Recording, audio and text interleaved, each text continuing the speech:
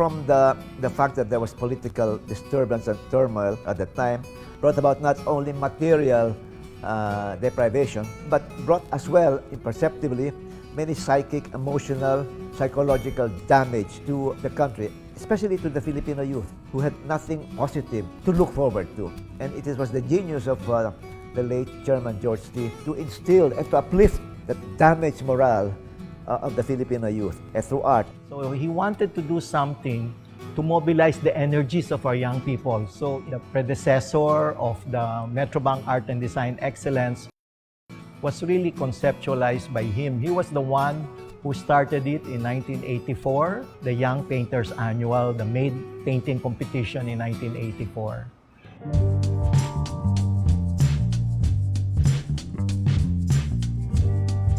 The paintings generated by Made are able to be a reflection of the tensions, the conflicts, the joys, the harmonies, the sorrows even, the despair, and the celebration of the Filipino psyche. In the 1980s, you see a lot of our entries going into social realism. The art scene then was so different. There were only few people going to our art exhibits. My process is traditional. I do a lot of studies before I work on a big canvas.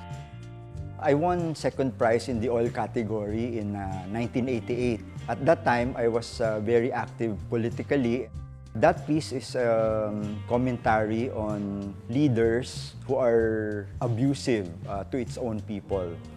It helps to be introduced in the galleries during the 90s as an award-winning artist. And it gives you the opportunity to have a show in the mainstream galleries.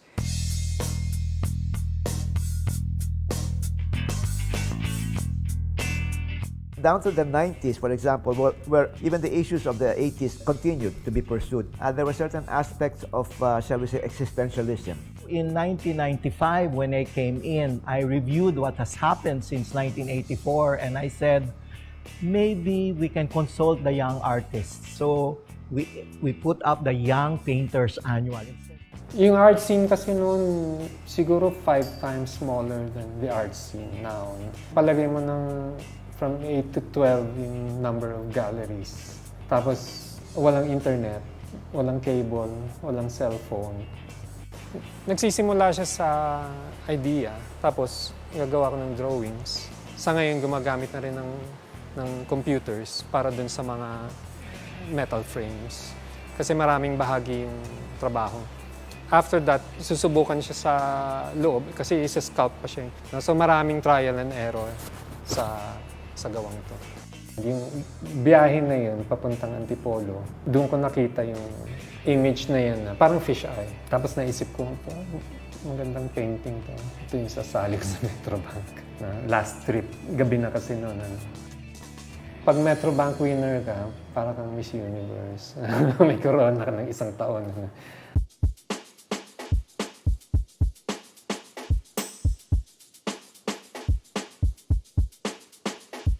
Towards the turn of the century, you can see the manner by which the young Filipino artists are looking outside their own country and being influenced by other developments, idioms being done in the art centers of the world. Then we also saw over the years the introduction of technology, and so we decided to get involved into architecture and interior design. Winning the Made competition back then was very crucial and helpful in allowing me to be exposed to other platforms. You know, we just need to do all these different things to give more depth into our social ecosystem, to contribute to different ways of responding to the world. I usually go out to where the people go, and that's where I find the most interesting things. I find pleasure in kind of transforming these familiar objects into something unfamiliar, and have the people who see them and observe them realize this, from something strange, and upon close inspection, it's something very common, apparently. The piece that I made for the MADE competition back in 2005 was called Cradle. It was a sawdust sculpture that was built over a wireframe, and it's a technique that our mentor back in Philippine High School for the Arts, Mr. Roberto Fileo, as a way to create cost-efficient sculptural work. Positive creative production is just a very human condition, which everyone needs to at least try maybe once in their lives.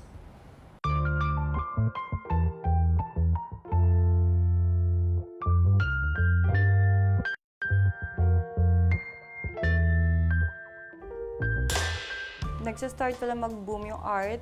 So, tingin ko maswerte kaming lahat kasi nandun kami sa tamang oras, tamang panahon. Nag-boom yung career namin lahat, pati yung mga friends ko. Lalo na ngayon kasi ngayon mas marami ng gallery, mas marami ng collectors. Kumbaga mas marami ng lugar kung saan ka pwede mag-show. Nag-o-observe ako madalas kung ano nangyayari sa akin or sa paligid ko. Lalo na kapag nagka-cram ako, hindi ako makatulog. Tapos parang, bigla na pumapasok yung idea. Pero kapag sobrang ang dami ko naiisip, lahat siya sinusulat ko kasi hindi talaga ako lagi inspired. So at least kapag wala akong maisip, tumitingin lang ako dun sa mga sketches ko or dun sa drawing ko or kung ano nakasulat sa phone ko. Yung title niya patungo sa watercolor on paper. So yung ginawa ko, ulo siya ng eroplano, tapos katawan lang siya ng parang stick lang. Tapos nilagyan ko lang siya ng blue color kasi worker. Kasi ako yung nagtutok para sa Metrobank. Yung mga tao na nakikilala kong bago, yung mga bata, yung mga estudyante. Nakakatuwa kasi nakaka-inspire ka ng iba.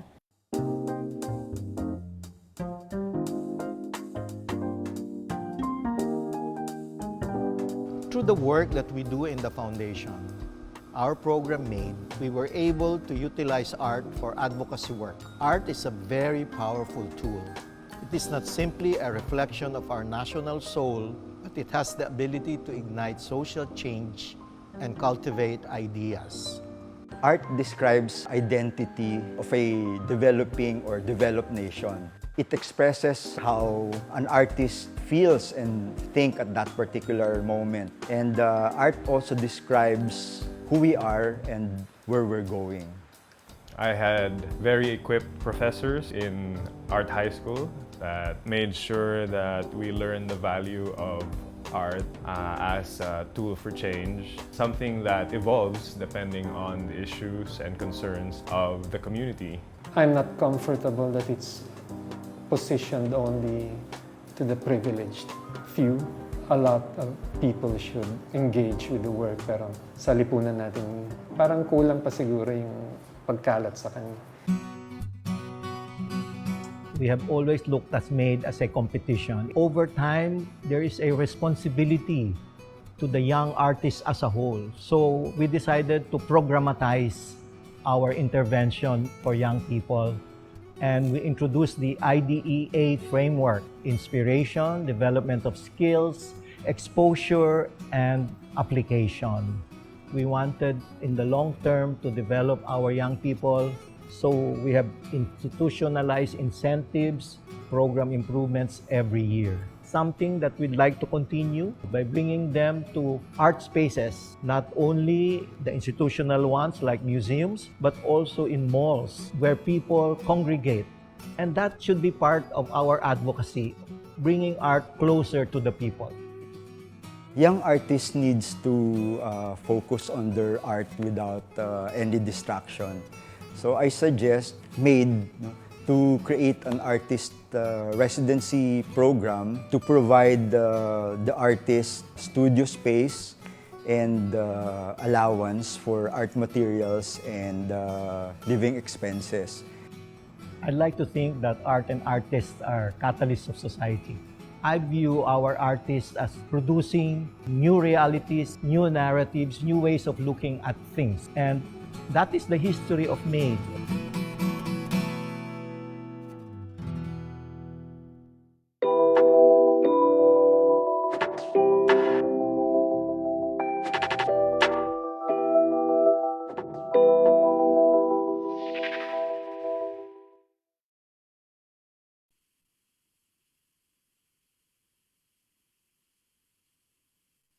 Good afternoon, everyone, and welcome to the third episode of Art Made Public online series.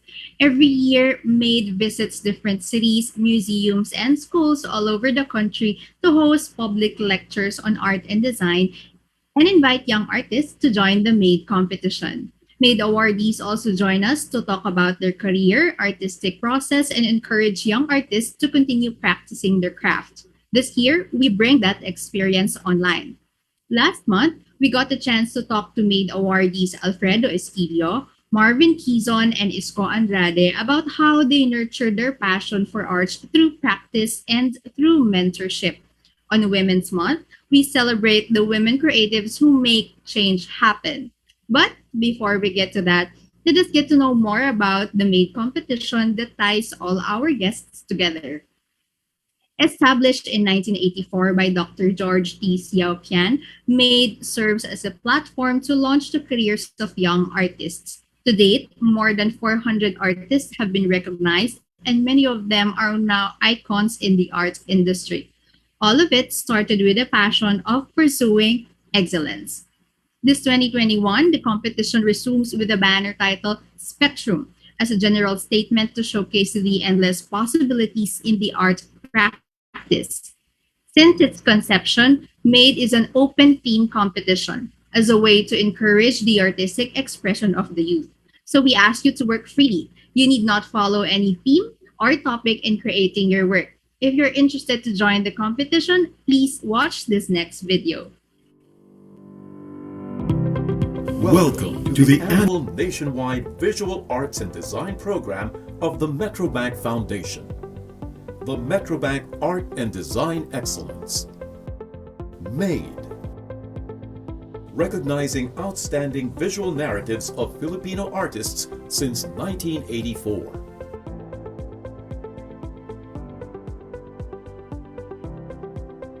Open to Filipino painters, 18 to 35 years old. No solo exhibition yet. MADE accepts only one entry in one category: oil or acrylic on canvas, or water media on paper. Not eligible. Former awardees of the Young Painters Annual or MADE Painting Recognition Program, chairperson and members of the current Board of Judges, and immediate family members. To submit the artwork, follow these guidelines. Medium. Oil or acrylic on canvas. Water media on paper. Size. Between 18 by 24 and 36 by 48 inches. Weight. Maximum of 17 kilos with frame. Frame. Artwork to be framed with hanging provisions. Frame and matting, maximum 5 inches. Don't glue canvas on wood. Originality. Only original work accepted. Copies of existing works are disqualified. Credits. Links and photos related to art must be submitted. Actual entry. Please do not sign the actual artwork and ensure it has not been entered in any competition.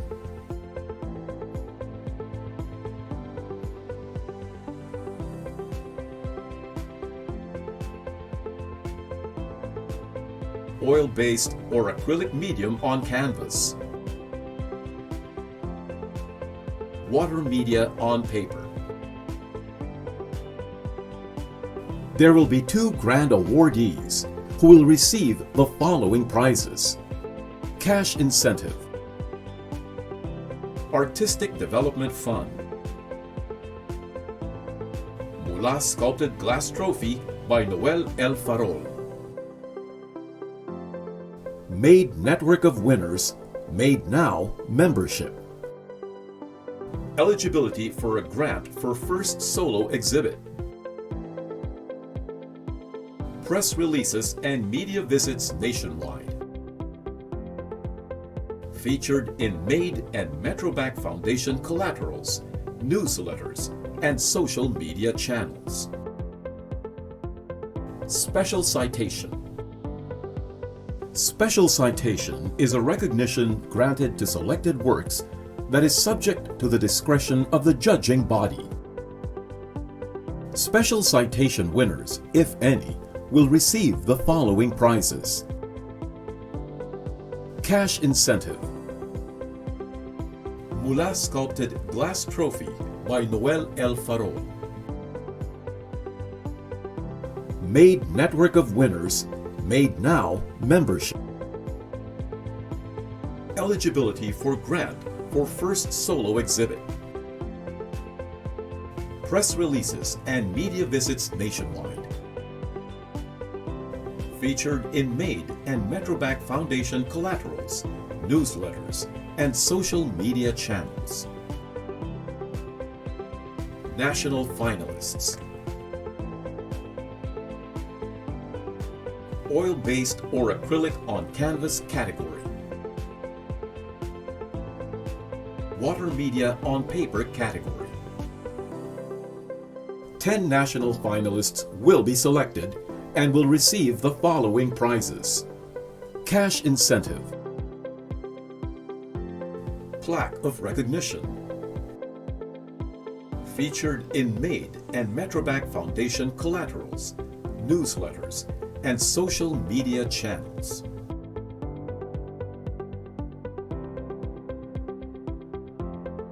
For the initial stage, submit only the following requirements online. 1. Accomplished e-entry form. 2. 5 pieces colored photos of the painting in the following format. A. 300 dpi resolution. B. Digital enhancements are not allowed. C. 1 full shot including the frame with plain or no background. D. 2 close-up shots highlighting different parts of the painting. E. 2 progressive shots while the painting is being done. 3. 1 piece 1 inch by 1 inch photo of the entrant. 4. Sketches or studies of the painting. 5. Photo references, if applicable. 6. Birth certificate, baptismal certificate, passport information page. Choose only one. Submission guidelines. Be sure to check the following guidelines to avoid disqualification. Labeling the files. First name, last name, requirement, digital number. Example, Juan de la Cruz, fullshot1.jpg. No signature or other identifying marks shall be placed on the digital images. File size allowed is 2 MB per file. Do not send more than 1 email. The subject of the email should indicate first name and surname of the entrant, followed by the title of entry. For example, Juan de la Cruz, Bayan Kong Mahal. The MAID Secretariat will not accept submission requirements submitted through a link provided by a third-party file transfer hosting service. Example, Google Drive, WeTransfer, Dropbox, Mediafire, iCloud, etc. Requirements must be attached in the email and not embedded in the email body. For more details, visit www.mbfoundation.org.ph or www.facebook.com/maidcompetition/ or call 898-8856.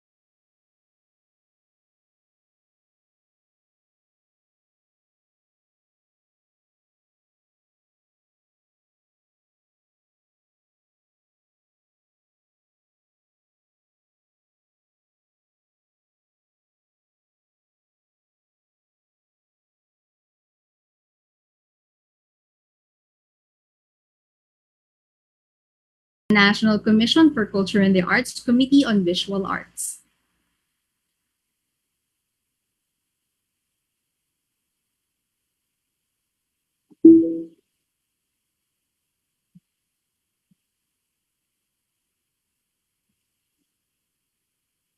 Hi, Miss Mervy and Moreen. Hello. Hello. Hi, Lane. Hi, Mervs. Hi, Mom. Good afternoon. Thank you for joining us in our online kwentuhan. That's your We know our viewers have been waiting to hear from you, so let us dive right into the topic of our conversation. So first, we can discuss about discovering and development of skills. So in your experience, when did you first realize you have a talent for the arts, and how did you develop them growing up? So we can start with Miss Mervy. Thank you. Okay. That was back in grade school, and as a kid, back when power interruption was commonplace, drawing was a form of entertainment for me. And coming from a family that does not encourage art making, being a middle class family, I just drew on whatever scratch paper I can get using any pen or pencil that I can borrow. And with that in mind, I never thought much about art. And until I was asked by my friends and my homeroom teacher to fill our chalkboard, the entire chalkboard in the classroom with my drawings in preparation for a Halloween party back then in grade school. And I was surprised that I was able to draw from my memory, which was convincing to my audience then. And I was able to fill a large blank chalkboard. So with that, that was the realization like, hey, I think I have some skills in art. Maybe. So that was what I had in mind. That was my experience. Thank you, ma'am. For Miss Moreen, how was your artistic discovery and how were you able to develop that skill over time? Did you know, Mervs, that I dreamt of becoming a ballerina or a concert pianist? Wow. Not exactly a visual artist. So I never thought of becoming a visual artist. So the entire time of growing up, I painted. Yeah, but I didn't think about painting as well or being in the visual arts. So you found yourself. Mm-hmm. So it was indeed a discovery for Miss Moreen to be a practicing artist in the future. When she was a child, she wanted to be a performing artist. So still within the Not in a creative visual art. industries. And now we're here. So thank you for that. Then let's talk about the maid competition. So both of you are women artists and winners of the maid competition. So for those who are thinking of joining, we have 5 days na lang. For those who are planning to join, maybe we can share how was it for you joining the maid competition? How did you prepare? And then what was the experience joining and winning? So I think our audience would be delighted to hear that experience from you. So let's start with Miss Moreen, especially for those who would be submitting or joining their entries from Visayas and Mindanao. The process or walkthrough of the process would be very beneficial for them. Yeah, I first joined in 2015. That was when I started doing sculptures. So I joined the sculpture recognition program. Tapos, kasi diba, there is a certain level of respect you get when you're an award-winning artist from a prestigious art competition. So may this one prestigious art competition in the country. So I thought, oh sige, kaka-sculpture ko lang, magta-try kaya ako. So I first tried, but in 2015, there was no winner sa sculpture. So in 2017, there was a call for a public art sculpture, and that is one of my dreams kasi to build a public art. So I really had to go for it. So I joined. I joined the 2017. Pero ako, 10 days lang, 10 days before the competition ako nag-decide mag-join. And luckily, yung kasi yung first, digital entries lang and studies lang. And ano lang siya, parang concept paper. So, gumawa lang ako ng sketch and then sculpture made of kabilya. Tapos from that, ayan medyo haras na haras para akong seaman. Sa picture. But I finished it in 10 days. And luckily, I also like writing and do researching. Kaya I was able to zero in the call for the competition. And so, I was able to submit a digital version, a digital study. And I was even surprised I actually won. Kasi nakaka-intimidate yung nung 5 finalists na lang. Most of them were are in the academe, very good sculptors. And parang naisip ko, my God, anong ginagawa ko dito? So, but luckily, I won, and I was able to do a lot of things. It gave me platforms to do some of the artworks and some of the projects that I would always be proud of myself. Oh, parang yun, I would be proud of myself as an artist. Thank you, Ms. Moreen, for sharing. Also, we'd like to highlight that both of our guests are women sculptors. So, in the sculpture category po sila pareho nanalo. For Ms. Mervy, when you were starting before ACES, you won when you were still a young artist. So, how was the experience of joining competitions for you, ma'am? Well, okay. So that was back in 2006. And I was really a beginning artist back then, or I don't even consider myself an artist then. So even if I had a BFA degree in the good track records of my artworks in school, I still consider myself as a reluctant artist, even until today, very reluctant. I'm still unsure about myself as an artist. And after graduation, I took any art-related jobs in order to be independent and be home. So I've been a sound engineer, I've been an animator, I've been a graphic designer, all that. And in between my full-time job, I assisted my boyfriend, then now husband, to do work. And when I find time, I make few things for myself, which I always keep in closed doors. But alas, I was discovered by my husband. Well, boyfriend back then. So it took a lot of convincing for him, from him, for me to pursue a career in visual arts and to put my name out there by joining a competition, and made was the first competition I joined in 2006. So how did I prepare for that? So I sketch, then a bozetto, study, and then creation of the artwork, and then repeat the process until I get it right according to my taste. And I had to make sure I own the idea and that I can produce it, thereby resulting in a healthy professional disagreement with my then boyfriend. So yes, but of course, because I wanted to create something of my own. But with his support, I had the confidence to join the competition.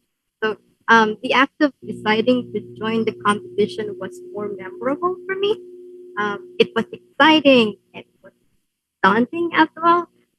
I think despite me being a reluctant artist, I like to challenge myself. And after the submission, I just immediately distanced myself from the competition, and I just let the jury decide. I know very well that art is very subjective and taste is very subjective. So I just let it go and forgot about it. Actually, I actually forgot that I joined the competition. So short brain, no, not really. Well, then I got shortlisted, which was unexpected, and then being selected as second best was a pleasant surprise. I didn't actually win during the 2006 competition for the sculpture category. I got a special citation, and for me, it represents my good foot in the door in the art. So yeah, so it's a memorable event for me. Joining this competition. Yeah. Thank And you for alam that. ko ba, Lane? Alam mo ba, Lane? Hihirit pa, no? Dahil sa maid, nagkakilala kami ni Mervy. Yes, we I become know. very We close saw friends. that. Why don't we Oo, get to ganyan kami, that? Ganyan kami. Yeah, Dahil sa very maid excited. yan. Oo. Yes. One of the things that we often hear also from our winners is that joining competition creates communities and bonds. So maybe we could hear from your personal experience. How was meeting each other, forming bonds and friendship because of Made just happened for you? Yeah. 2015 yun, girl, when I first met you as the wife of Noel. Yes. Si Noel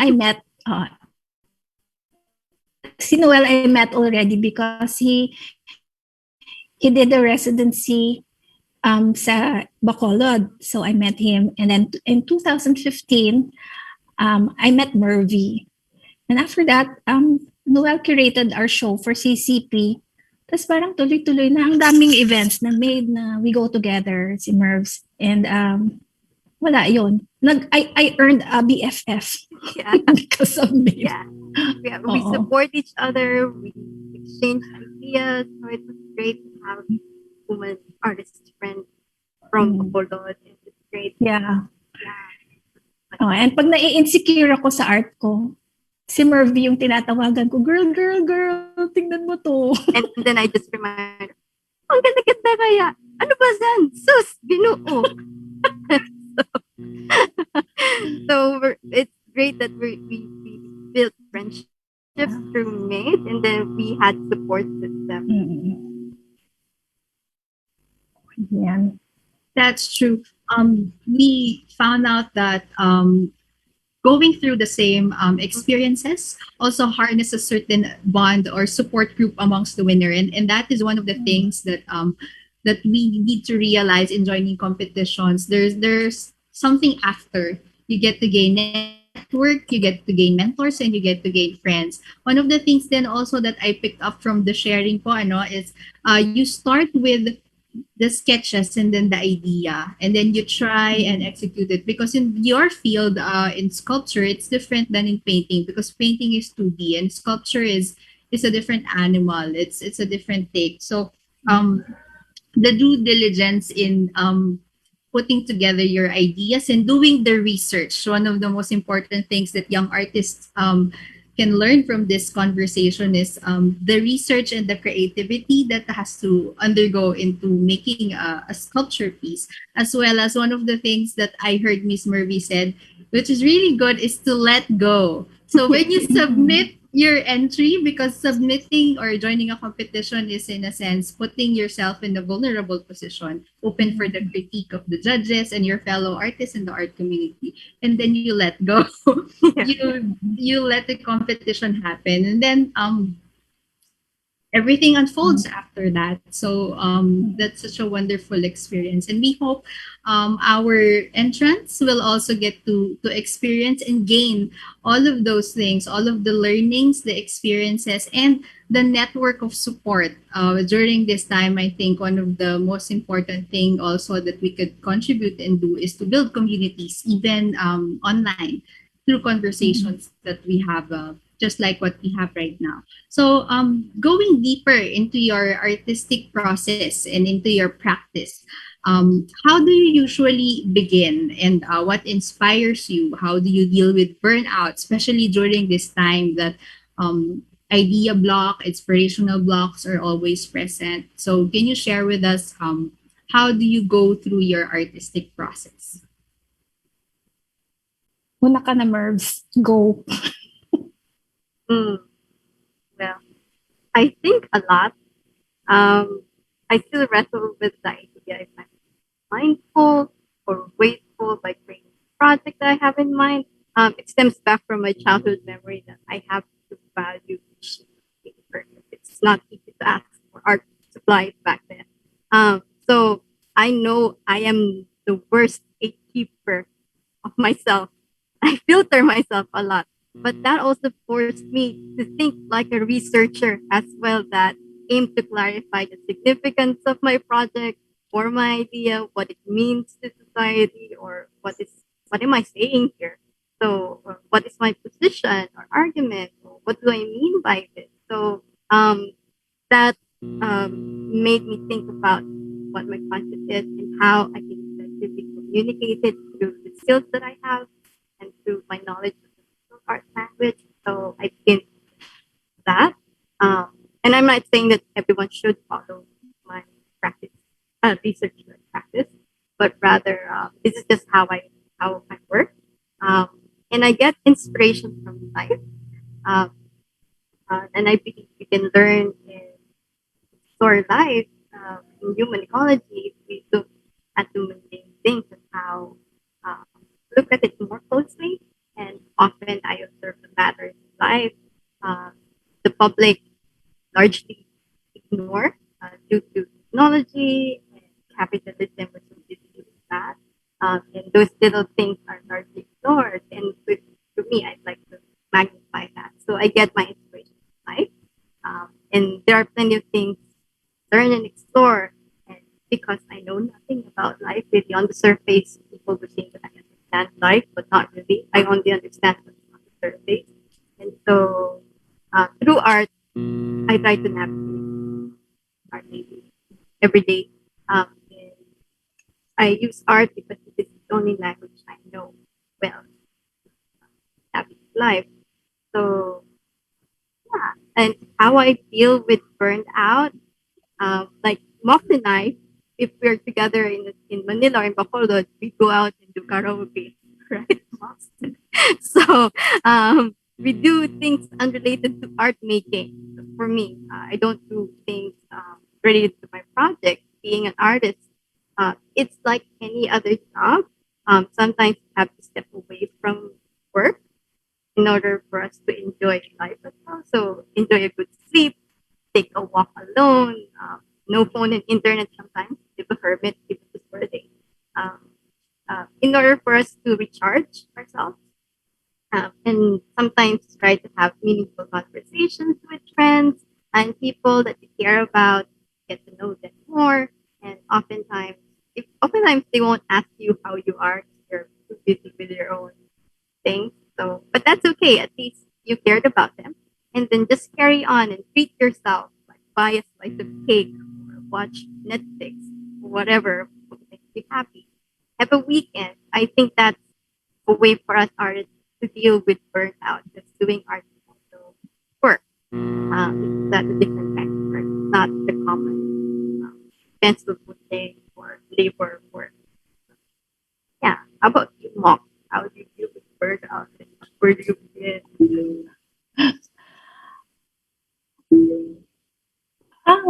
Okay. I would like to start with before I used to, I felt that having that inspiration is being as an artist, no. Of course, yeah, we are inspired by a certain thing. But then, kung puro na lang inspiration, that's being romanticized eh. Yeah, di ba? Parang being an artist is a job. So I treat it like that it's my job. Like every day, at 10 o'clock in the morning, I make sure that I go to my studio. Like my studio is 10-minute drive from my home. So I go to my studio, and when I arrive, yan, merong punso sa studio ko pala, girl. Look at that. Can you see? Kaya ako nagterakota kasi may punso in front of my studio. Look. Anyway, so when I arrive in my studio, I check. If you can see, that's where I do my welding, my metal works, and the base of my sculptures. And then I go inside. Pagkatapos, I start working na. Inside of my, yan yung mga if you can see the drum over there, yun yung makeshift kiln. Very provincial, yung makeshift kiln ko for terracotta. And then, after that, check ko muna kasi I employ 2 people in my studio. They're the ones who do the base of my sculptures. Nagsistretch ng canvas ko, nagpa-prime. And then, para hindi ko na problemahin that part of my job. And then I go inside. Yan yung makikita mo first thing when I go inside my studio. And then, uupo na ako sa aking seat. Like, I sit there for 6 hours. Hindi yung if you have the next picture. Well, yan. If you see, I do sculptures there and paintings. So I sit there for like 6 hours a day. And then when I go home,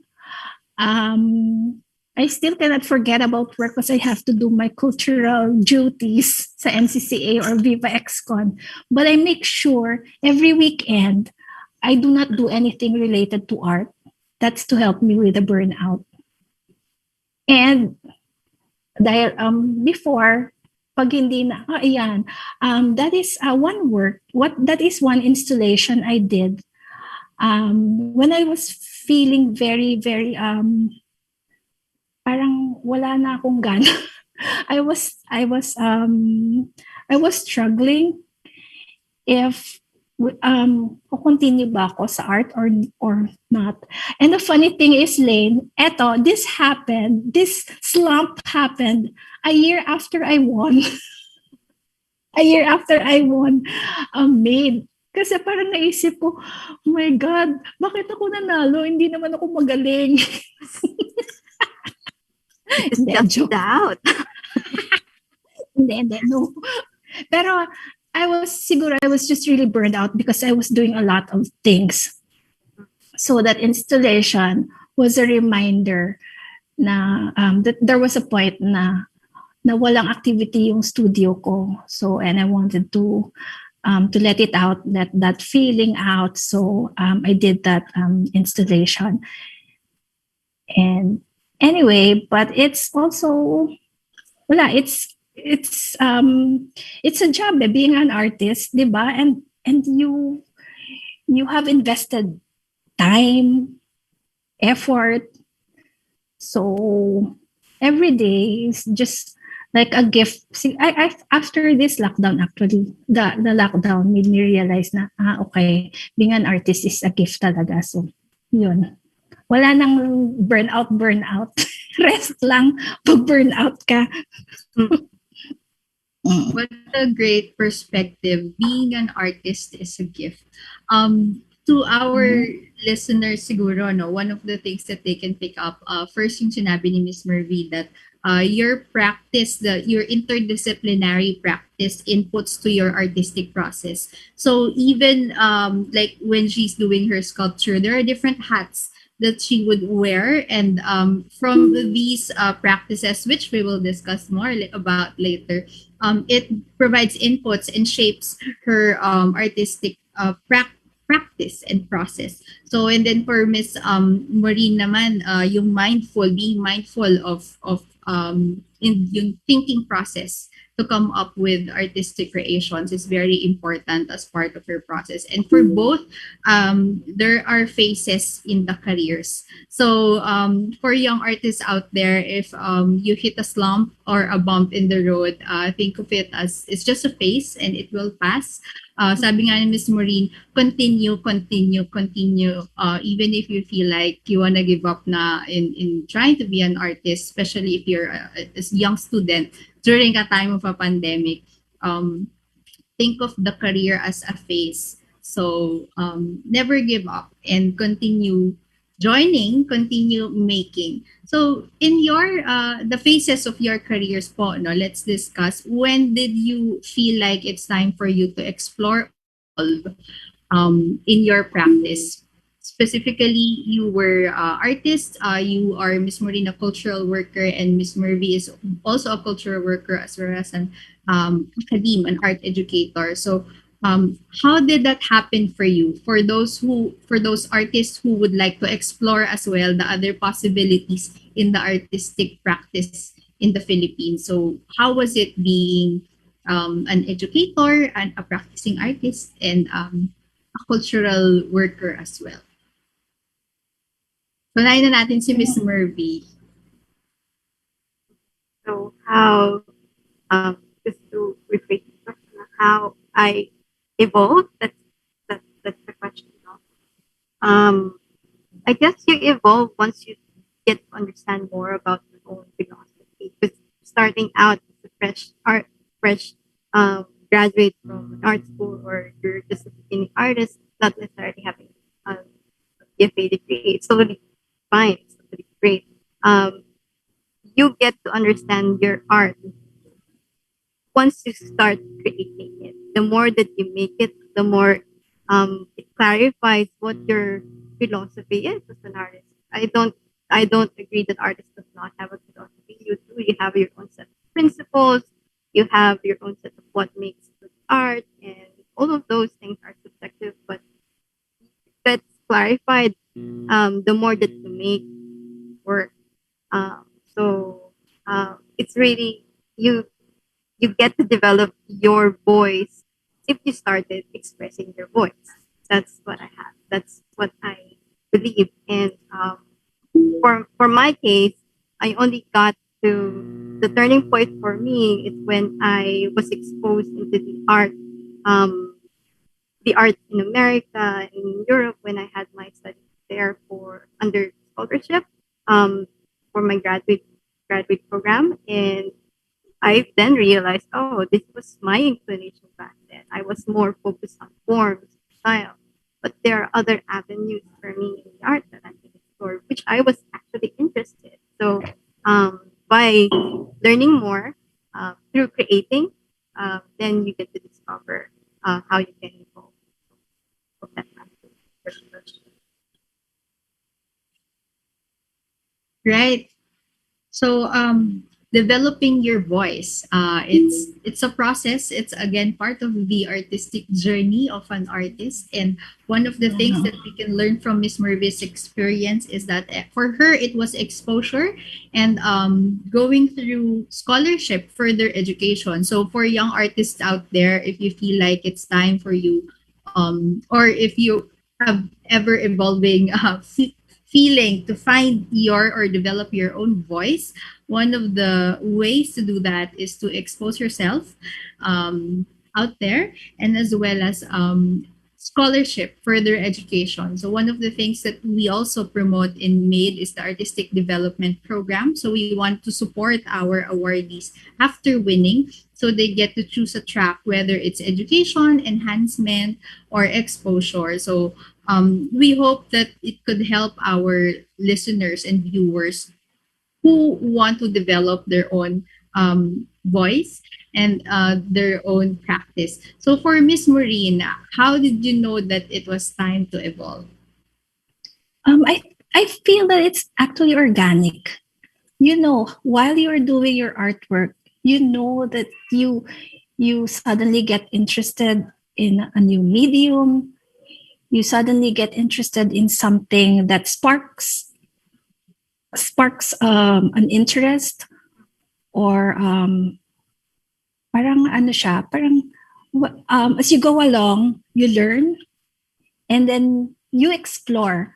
So, like for instance, doing, yeah, before I was just I just knew because I do not have a formal art training.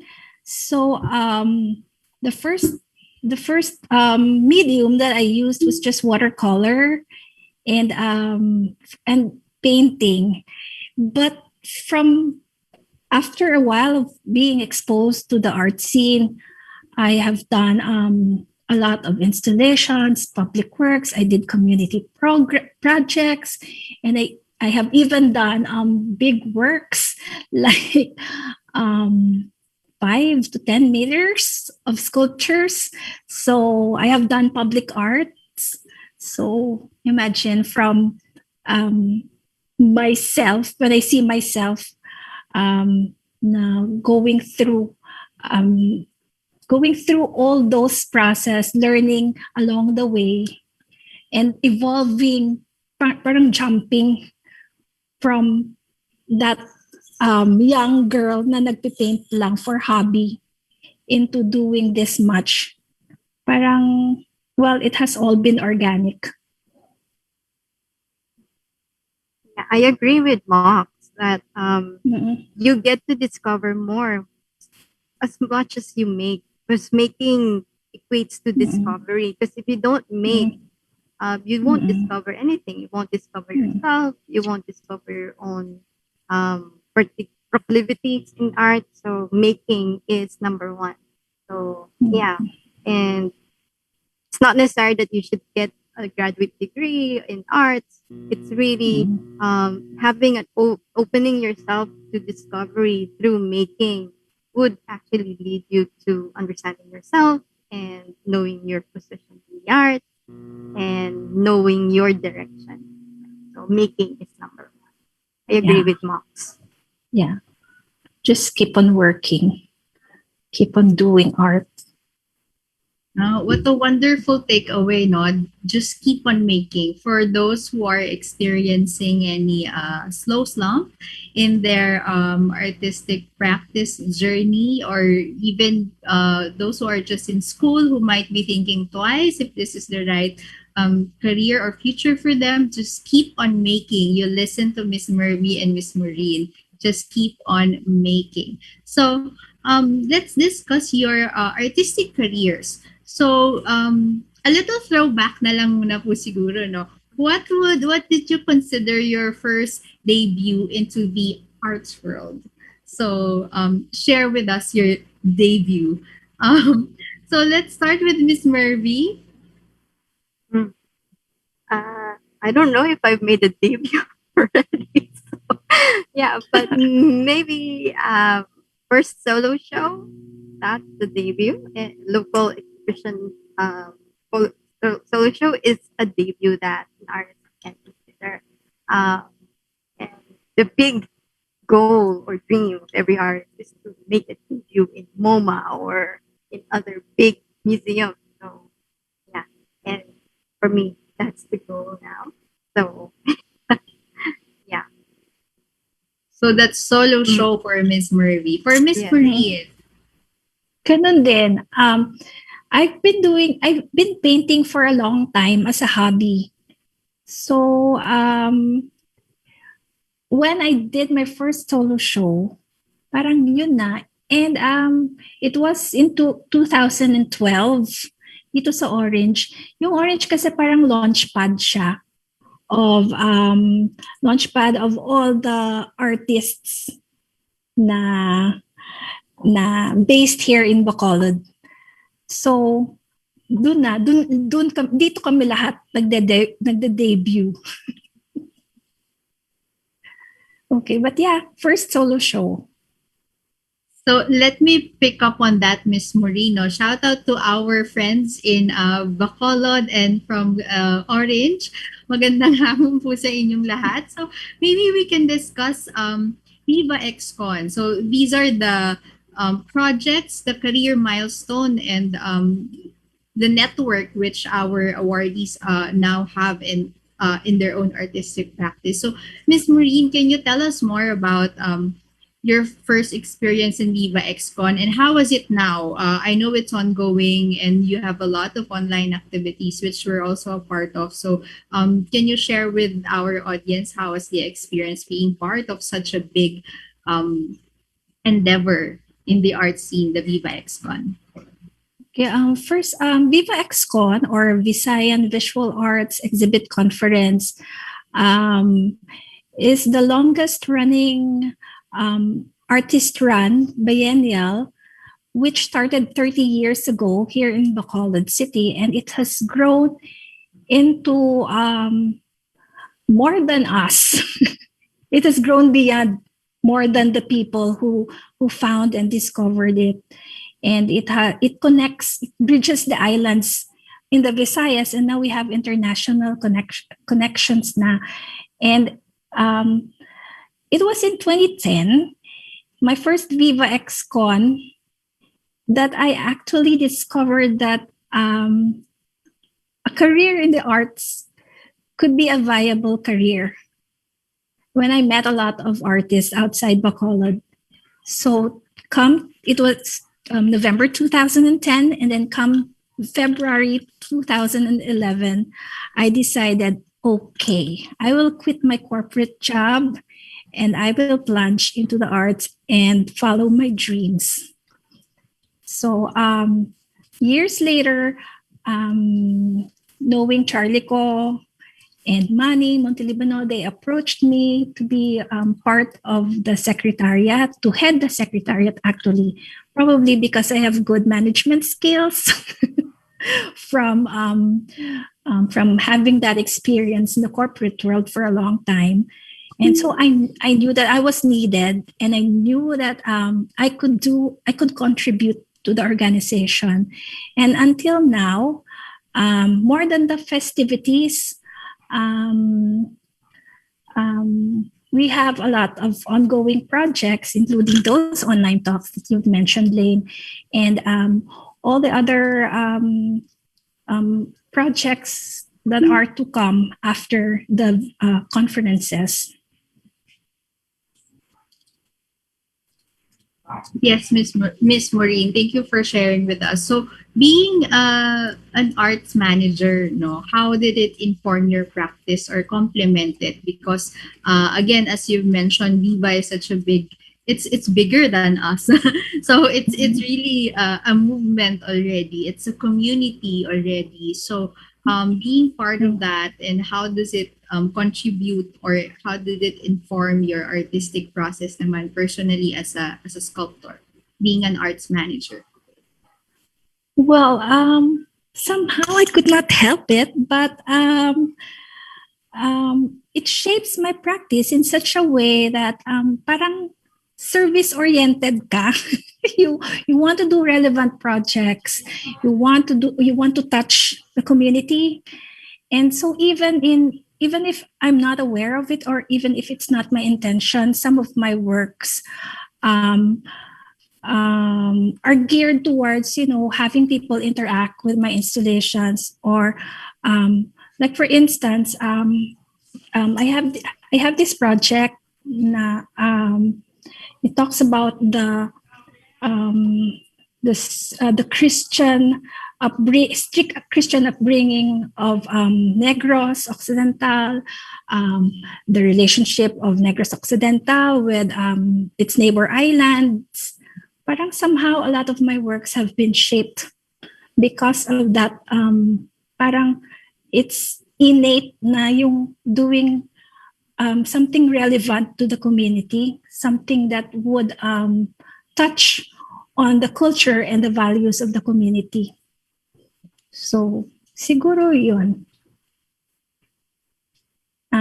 One of the projects that I did also was the centennial marker of the Victoria's Milling Company, where I worked for 30 days. That project, that big 10 or 12 feet public sculpture, was done by kids from Don Bosco Vocational School.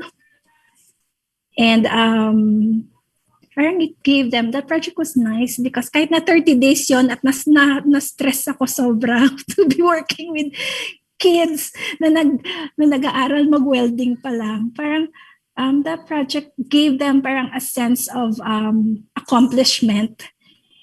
And well, siguro yun, yung mga community projects, yung service to the community, I think that is what being in Viva XCon and also in NCCA helped my practice or shape my practice.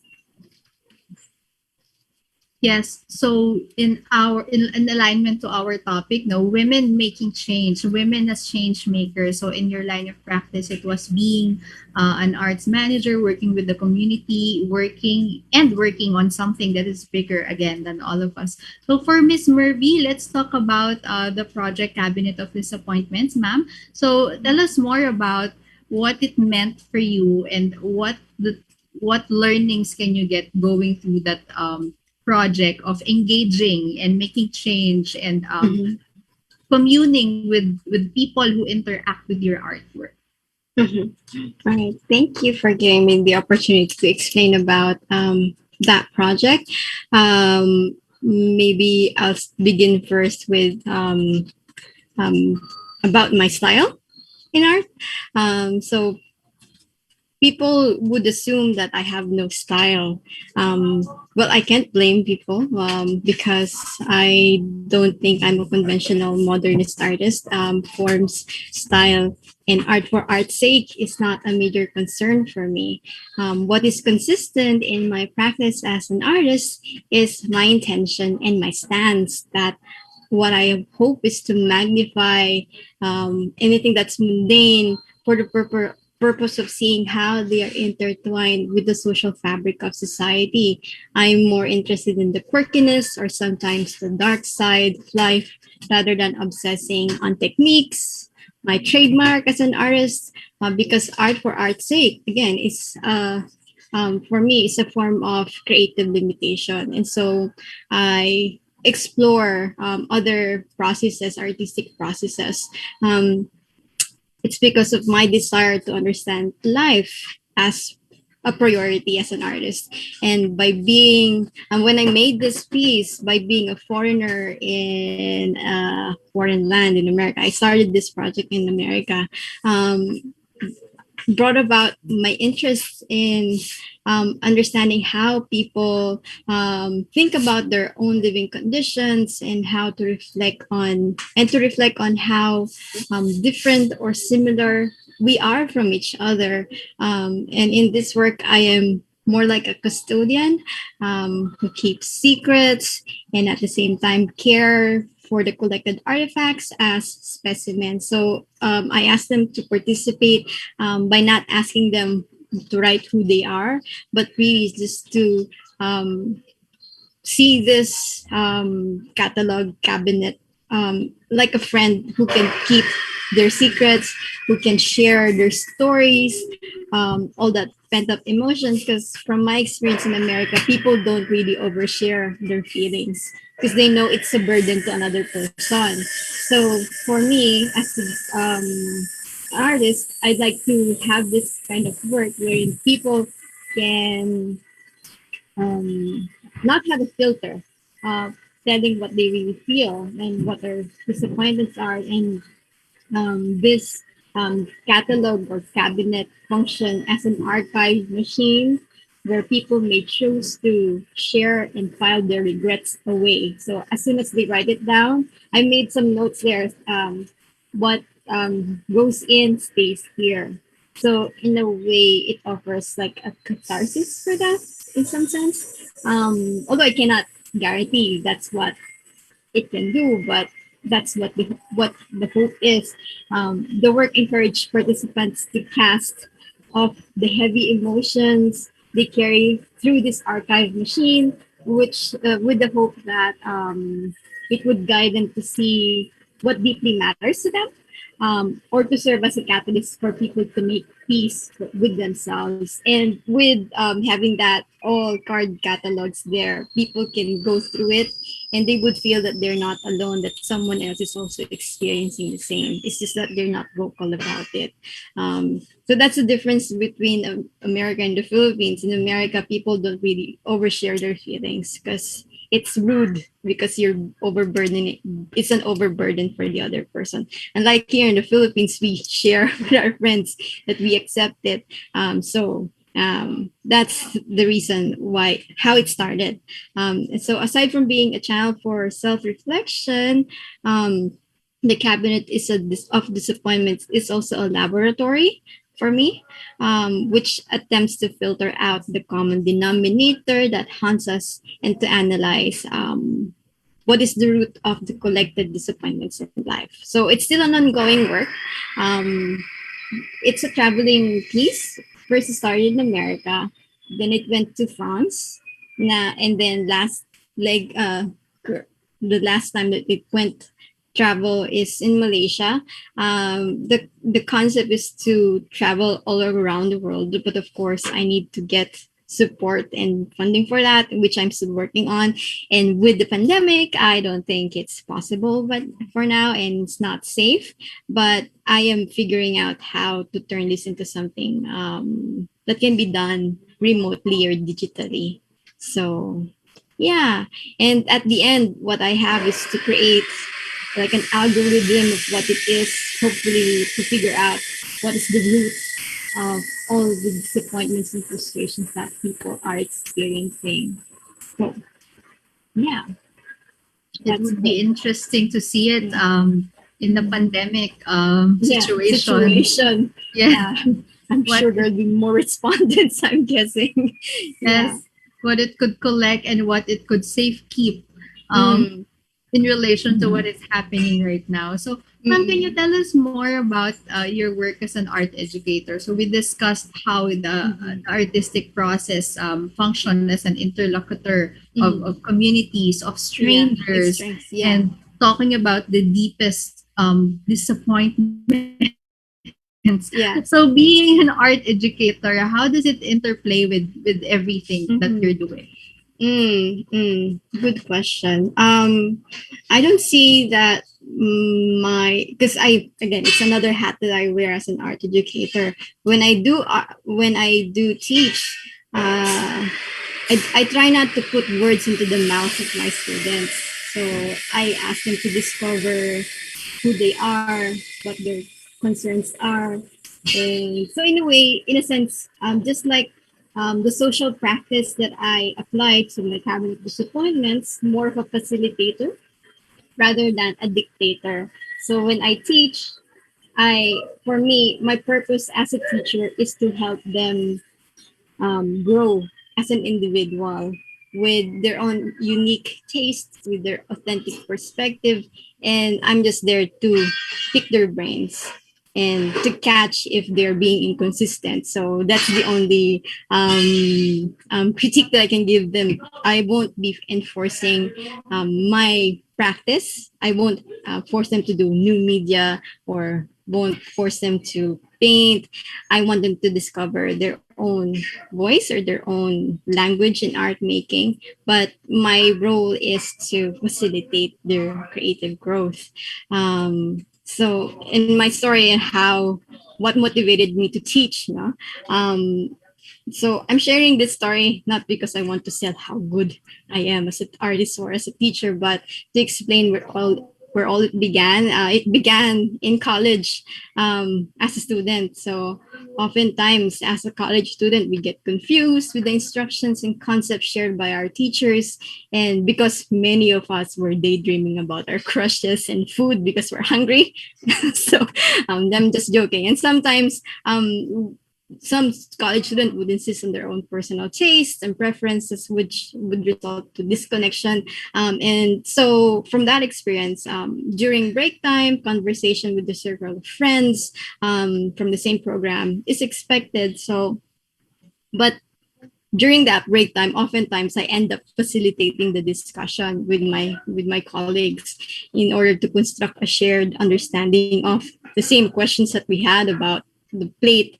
And sometimes I explain it to myself, and therefore my friends used to harmlessly tease me as teacher Mervy or Mama Mervs back then. So I guess my friends made me realize that I have the potential to be a facilitator. So moving forward, from the desire to challenge myself in to evolve my practice, I wanted to become a better teacher. And so I decided to study abroad to arm myself with knowledge and methods in conducting progressive art education. And I believe I can help art students to find their authentic selves. And this would result to a more vibrant and intelligent art scene in the Philippines. And that's the end goal for me. That's why I wanted to teach.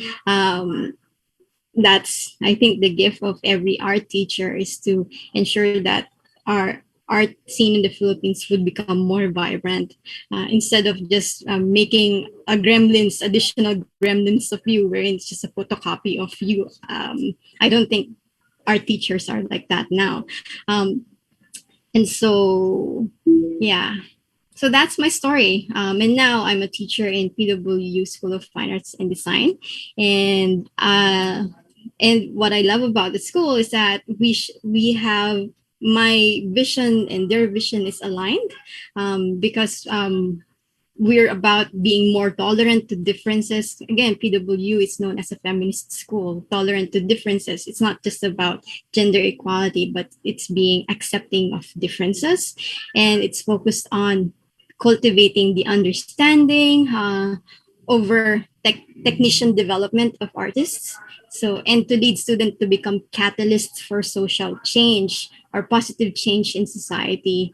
So PWU School of Fine Arts and Design is a community of artists who works with community art, socially engaged art, new genre public art, and design thinking.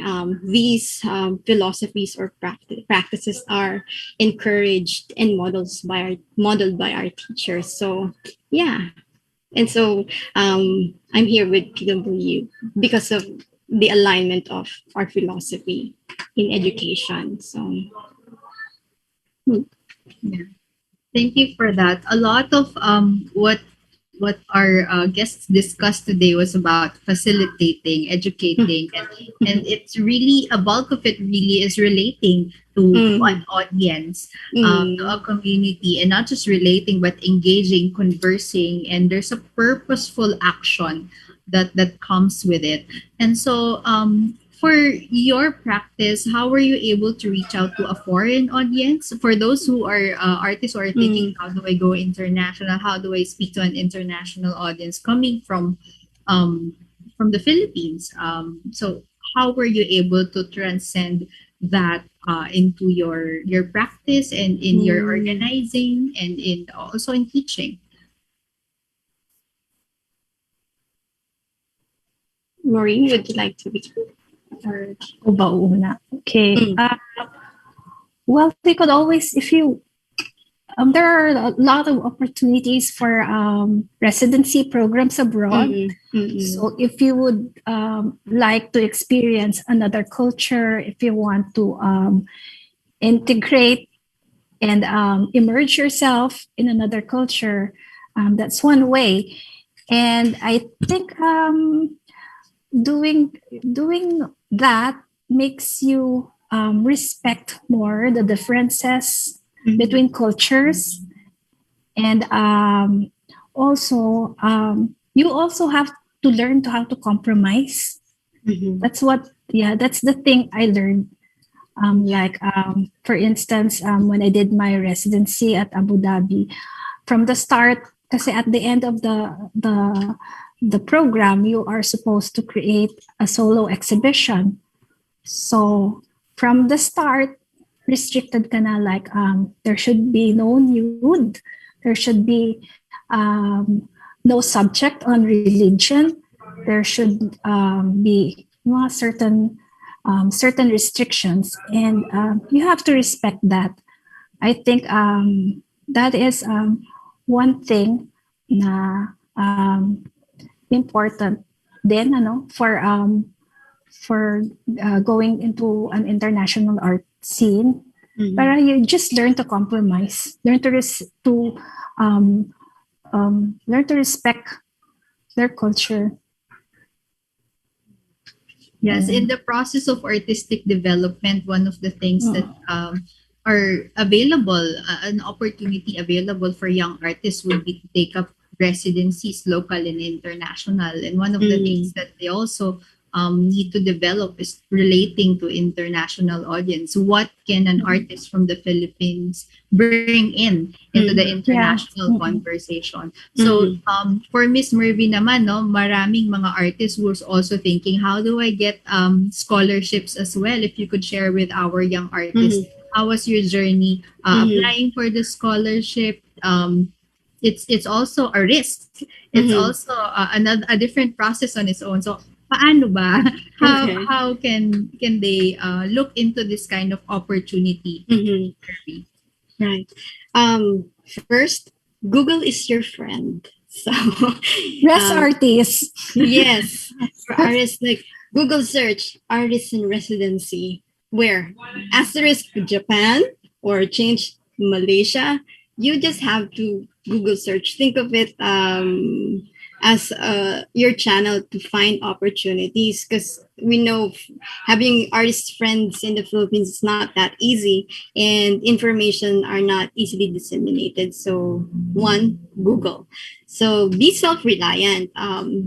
People won't do the work for you, and make your best work, even if it does not fit the taste of the local art scene. Use that piece that you think a piece that can compete abroad as a portfolio for you, that you can use as your edge when you apply for residencies or scholarships abroad. So that would give you courage to apply for opportunities. So create that best work. Don't mind if it's not gonna sell, but if you feel that it's your statement is clear, it shows your potentials there, do that. So, and then as soon as you create that series of body of work, then after applying, again, don't obsess over over the application. So do another project.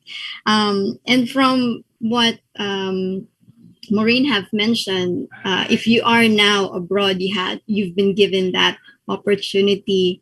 It's easy to make friends with artists from a different country. In fact, fellow artists abroad are more likely to be more receptive of your ideas. They're very open. They are far more interested to understand your art and your culture, and thus result to having meaningful conversations with you, in comparison to our colleagues locally. So don't second guess yourself when you're in a room with foreign artists. But also don't be self-absorbed as well. Have the sincerity to open yourself to different opinions and cultures as well, because that's where learning and true exchange happen, when there is this interchange. So the turning point, consider that if another artist does not agree with you, with you're in the same room, no, with your ideas or frame of mind, don't take it personal. If you don't agree with theirs, remember that art and taste is subjective, and all art forms and artistic concerns are relevant, whether it's modernist, postmodern, or contemporary. It's just that it is not your cup of tea. You have a different taste, so there's no point to personally attack the other artists or their ideas, and you can never win in that aspect, because art is subjective. So unless you can catch the other artists contradicting themselves, so there you have an argument. But then again, why bother wasting your time in debating? You're not his mentor or her mentor to begin with. So you can be friends with another artist even if you have different opinions about art. So it's a matter of just having this mutual respect when you get to that big group of artists. So I think it's more important to build relationships and make art. For me, that's my mindset. Not because they can help you, but really it's better to have good relationships. So yeah. Yeah. Diba, Mox? Yeah, it's part of being human. Yeah, Diba? yeah. More than anything, mas importante relationship. Yes. Relationships, yeah. Yeah. And artists, we have to encourage one another, diba? Yeah.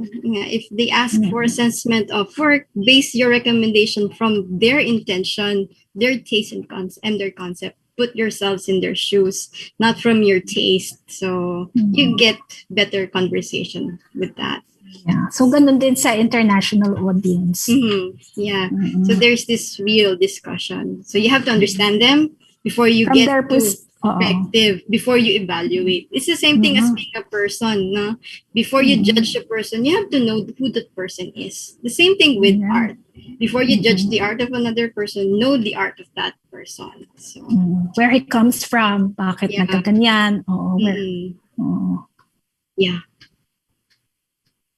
I remember a lot of your projects abroad also has something to do with the local culture that we have here in the Philippines. Like for Miss Mervy, I remember the Aswang exhibition. So I was wondering how does the international community relate to concepts such as, a mythology from the Philippines. And from Miss Moreen, there are also a series of work that you did on folklore or mythologies coming from Bacolod. So how was the public reception? How did that conversation happen with your audience? Can you share with us more about that kind of exchange?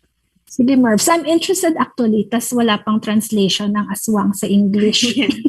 Yeah. I think it's monsters it's monsters and Umbrella ng monsters. yeah, it's under the umbrella of monsters. And the unique, the funny thing, it's not really funny. What's interesting is that there are some similarities with other cultures. Like if you talk to someone from Thailand and you explain what a manananggal is, they would say there is a similar monster that we have. We call it a Pontianak, but she doesn't cut her body into half, but it's the same thing. So there are some similarities with culture. Maybe that's just a Thailand version, different kind of race of aswang.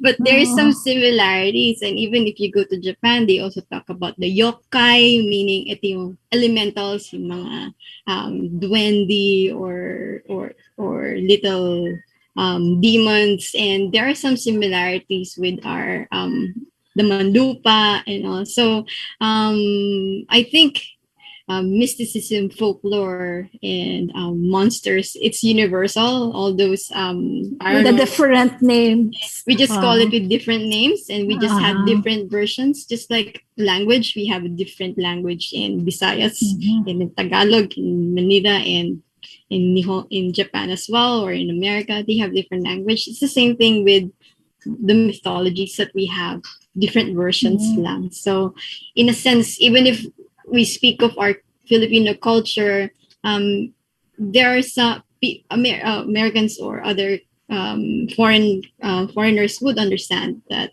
there is some universal aspect to it. So yeah. And it's interesting to them. Yeah, kasi usually naman pag the purpose of residency is more for cultural exchange. So they're open to finding out about you being a Filipino artist. Yeah, and for example, we use salt to dispel evil spirits. Yeah, it's the same thing in Japan. It's the same thing in China. It's the same thing in Thailand. Salt is the purest of all materials, and so that's why across in Asia, we understand that salt is pure and it can dispel evil. So it was interesting. Yeah. Oh. Parang naalala ko tuloy. Sorry, I have to share this. Nung natulog ako lang sa bahay ni na Mervy, nag-scatter kami ng salt. Oh, because my house is haunted. So we scattered salt around the room. Wala lang, salt sa door. So yun. Part of, kaya ganun yung mga ibang artworks niya. Yeah, yung based from my everyday life, because we have elementals and we experience first-hand experience of manananggal. I didn't see, but I heard the manananggal experience. So yeah, that was the basis of having that fearless exhibition. So yeah, again, inspired from my everyday life. It's such an interesting takeaway that in relating to an international audience, from the local perspective, there are universal threads which artists can draw on from daily life, daily experience, and the flavor really comes from the local, our own mythological folklores, our own experience, the unique experience that we have in the Philippines, the unique practices, how we deal with it, and then from there, that is their contribution to the global conversation on fear, on monsters, on facing fears. So there are a lot of possibilities which artists can talk about and put out there as a conversation piece for an international community. So pag-usapan naman po natin in line with the celebration of Women's Month this March, themed #WomenMakeChange. So what causes do you champion right now to enact positive development in your own communities using your own practice, especially during a pandemic?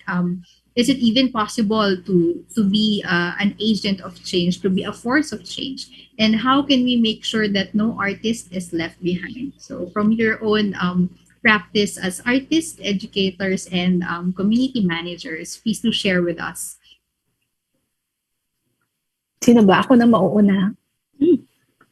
Okay. Sa akin, Lane, maybe half of my artistic practice is also community work and cultural work. I do a lot of community projects, and being in Orange Project, Viva XCon, those are platforms that try to move local art forward. And I know kahit na hindi ako visible, I know that behind all those programs, I was part of the brainstorming. I'm part of that. That workforce. To develop the local art scene. And like for instance, etong pandemic, we developed this art district. If you have gone to the art district where the Orange Building is located, from the barely, parang hindi na siya active before the pandemic. Hindi na masyadong active yung district except for Orange Gallery. But during the pandemic, with the leadership of Charlie Ko, we were able to transform the space into an art playground where now, if you visit our district again, you are going to see a lot of installation works, a lot of murals, a lot of public sculptures. And that has become like, it attracted a lot of kids, especially now na, syempre na, the pandemic could be stressful. Some kids develop depression kasi hindi sila nakakalabas, and now they go here, nagti-TikTok, nagbubuwis buhay pa photo op for their social media projects. So that is one. And I'm also proud of what we have done sa NCCA. If you have heard of the project na ang bagong visual, the art talks that reach out to the various art sectors, visual art sectors, and yung Gawad Sining Visual, or Gawad Bagong Visual, where we got 70 films from all over the Philippines. Those films were done by art practitioners from even those remote towns that we have not heard of. And now you see them, how have they been coping? And what are they doing in their respective communities? And then makikita mo yan, and then you get to educate all the artists. They know that hindi sila nag-iisa. We go through the same thing now with this pandemic. So, and those awardees also received cash incentives or honorariums. So parang it's a way of reaching out to them. So, yung mga projects na ganun, alam mo that behind all those, you were there. Parang I was there to help out, to think of those projects, how to reach out. Okay.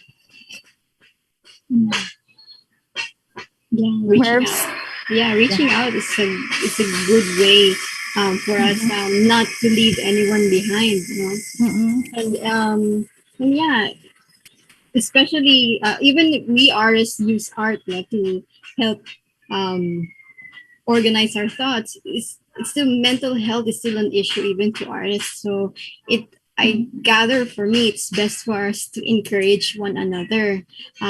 We don't need to create grandeur projects to create community outreach. It's just by saying hello to your fellow artist friend, asking how they are, getting interested in their work means a lot to a person, and that can change a lot. So encouraging one another is important, as in the artist community. And again, like as our conversation earlier, if they ask for an assessment, we evaluate it according to their intentions and their taste.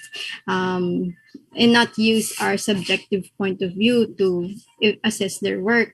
We have to be receptive. So it's a form of encouragement that we are validating their thoughts to be relevant as well. So, but of course, to reach a midpoint by giving the other person an opportunity to learn about your own art as well. So, in this way, there is an exchange of ideas, and there may be no agreement between your taste and her taste, but at least there is an understanding. And who knows what the future will be. In the art scene, but it's better to build better relationships with people. And even if you have disagreements, don't burn the bridge because people change over time. So you can be friends again in the future. So yeah, anyway, that's going too personal. But with mental health in mind and the pandemic, of course, it's a reality check for us as well that things have always been difficult for the artists, even before the pandemic happened. From our survey, because in fact we are doing a survey with artists in quarantine, but from our study, there is no actual damage to the income of emerging artists and mid-career artists. Sales and support has always been a question to emerging and mid-career artists like me and Moreen. But Moreen, she has a lot of sales now. So for us, it's not a unique thing that having this difficulty of selling art during the pandemic, because there's not enough network of supporters since before. So who's greatly affected by the pandemic are artists who had commission works that were canceled. And as young artists, my tip, if you wanna create good sales, no, and there's no judgment there. It's not too late to build connections with prospective art collectors. So, in order to make a good impression in the local art market, be a person with good character, excellent work ethic, with bankable art style that meets the taste of the market. Okay, so if you're insisting yourself with your own style, but you're interested in selling, then there's a disconnection there. So if you want to sell, if that's your case, just do what the art market is asking for. Okay, and if you want to do art, having your own art, then do that. Both are valid art making path that you can take. But anyway, so let's just make do what we have, and that's the very essence of creativity. And with this pandemic, there is a new channel or avenue for us to sell art as well. You can use Instagram, you can use take advantage of the internet, online platform. Yeah, and you open your artwork in a bigger, broader art market. Like you can sell your work in Singapore to artists, to collectors who are interested in the kind of art that you make. So you're not limiting yourself to the local art scene. You can sell your art to other art aficionados abroad. So yeah, build your website, or you can just use a website that sells artwork there. No judgment there. I know it's part of life. Or I'm not trying to romanticize that you just have to be an artist, art. No, sales is important too. So yeah. As facilitators, artists, and educators, for so long, you've always taken care of other people, engaged other people. And in this last part of the discussion, we'd like to ask, how have you been during the pandemic? Any realizations that you'd like to share and message to young artists? So we go back to the self. So because as organizers, you always thought of what's good for the organization, what's good for the audience. So personally, how has it been for you, and anything that any learning that you'd like to share with our audience regarding your experience in this pandemic. We're still in quarantine. It's been more than a year. And so how were you able to process that? And from there, what else can you share to young artists? I'll start. Before the quarantine, I was really very busy. For every week, nasa Manila ako. So, every week, nagbe-video kami ni Mervy. Before. No, yeah, before. But I was really, really busy. Tapos, and suddenly, nung lockdown, for the first 2 months, I had nothing to do. And then, parang bigla, parang I got to appreciate the silence, the calm.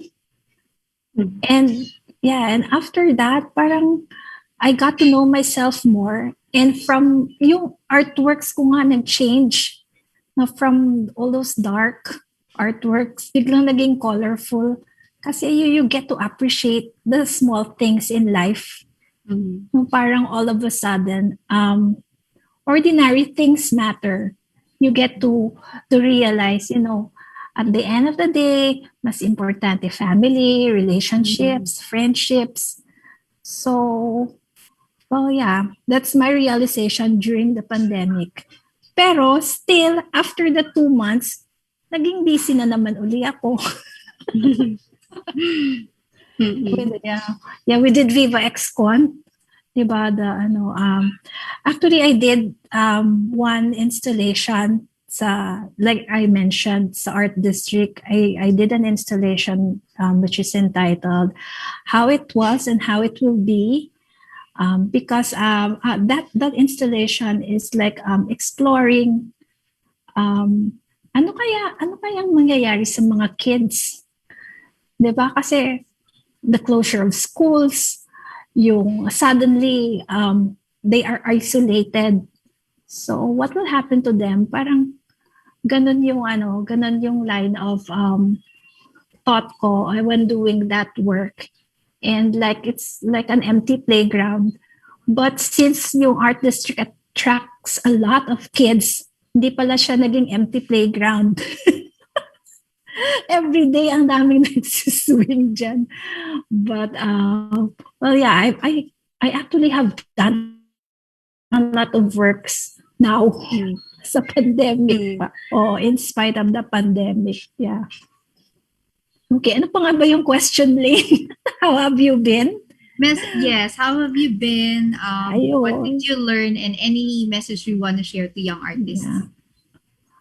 Well, for young artists, siguro, parang if you truly love art and that is what you want to do, don't give up, because building an art career takes time. And also, there is an end to this pandemic, so kapit lang. And isa din is don't be envious if you see your peers getting ahead of you. Kasi may kanya-kanya tayong time and destiny. So, ganon. And also, sa pandemic, na-miss ko yung video sessions namin. Yun lang yung kulang. Interaction, real face-to-face interaction, kulang. Yeah. Okay, Mervs. Go ahead, Mervs. Ano na-realize mo? Na-realize ko, well, to be quite frank, the main activity in my studio is more on collecting the items that I can use for art making. Because due to this pandemic, I realized I think I need to focus on one job. In fact, I have 2 jobs. In fact, I'm taking care of a business and PWU, being the head of the graduate program there. So it's a full-time job, and my art becomes second place. And for me, that's a reality, because I needed to ensure that our finances is stable. So that's the reality check because of this pandemic. Because before, teaching was just a part-time job for me. But aside from that, well, I learned a lot during the pandemic. Um, in terms of skills in baking and cooking, because it's so Walang hard when planting. yeah. Well, I leave it to my husband. So yeah, with this pandemic, it's difficult for a woman artist, especially if you're married, because and I just can imagine if you have your children. Thankfully, I don't have children, because that means your time would be more compartmentalized. And that's the reality as a woman artist. No, you have to take care of the family. Haligi ka ng tahanan, ika nga, di ba? Di ba Tama ba? Ilaw. Hindi, Ilaw pala. ilaw. Ilaw, tama. Haligi yun. Yung lalaki. Pero what if you're a single mom? So that's another Ilaw. problem, di ba? So it's really difficult, yeah, having this pandemic, because imagine you have your children at home, you have your husband at home, you have to cook if you don't have House help. house help, you have to do all those work, so your life is compartmentalized, but it's okay, because again, family is more important rather than the art, to my mind. Okay, I'm not gonna tell you what to think, but yes, but my message is to just let's make do with what we have, and that's where that's the very essence of creativity. You have to be resourceful with your time. You can use non-traditional items as your material for creating. Like for me, I use foil package from the basura, considered like package from chichiria and stuff, and I create artworks from that. So I'm just making do with the materials that I have, because oil paints is expensive. So for me, I still have this fear that I carried up to now, when since I was young, this fear of using a clean sheet of sketch pad or a canvas, because I think it's expensive to use. So for me, I resorted in making do with whatever materials that I have at home. That's considered basura, and recode it into something art. So that's where resourcefulness comes in. So yeah, that's my message. Let's make do with what we have. All right. Thank you for such an insightful afternoon conversation with our maid awardees. We started with discovering your artistic self, the artistic process, relating to an international audience, enriching your career, and it was nice to end the conversation by going back and asking ourselves, how have we been as as nurturers or as facilitators, managers, thinking of other people, and now we ask ourselves how we've been, and how else can we be change makers in this time of a pandemic where we are limited physically, but as our speakers have said, there are ways to continue to be change makers. So on this note, we'd like to thank our panel, Miss Mervy and Miss Moreen. Maraming salamat for spending your Thank you, Saturday Lynn. afternoon with us. It's Thank a you for pleasure. all the audience who's watching with us right now. And thank you everyone for tuning in. Keep your eyes on our page because we've got more webinars in line. Join us again in May for Heritage Month special of MAID and the annual MAID Symposium. We'll also be returning this September via online events. We'd love to know more about what you think. Converse with us, engage with us, send us your topic requests, personalities you'd like to meet, especially MAID winners, and any questions that you might have, which we will be happy to talk about and answer. Let us continue our conversation online. So make sure to like, follow, and tag us on Facebook at Made Competition and Instagram at Metrobank Art and Design. If you're interested to join the Made Competition 5 days before the deadline of entries, on March 31, make sure you have your forms and your requirements ready for sending via email. Again, the links to the guidelines on how to submit your entry is pinned on top of the comment section of the stream. We look forward to receiving your entries on March 31. So magandang hapon po sa ating lahat, and see you again in the next MAID webinar.